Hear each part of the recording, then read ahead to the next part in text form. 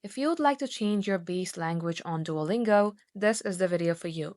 So first thing first, you have to launch your Duolingo application. As you do so, make sure that you are logged into your specific Duolingo account, and then here is what you should do. First of all, you will see a flag of what language you are learning.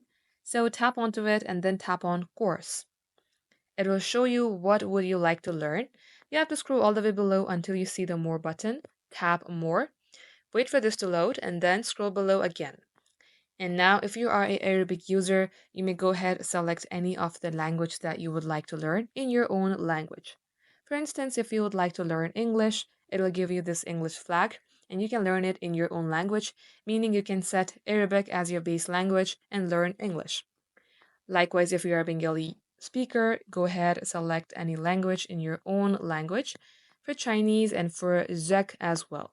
Just like so, guys, this is how you can change your base language on Duolingo. Thank you for watching.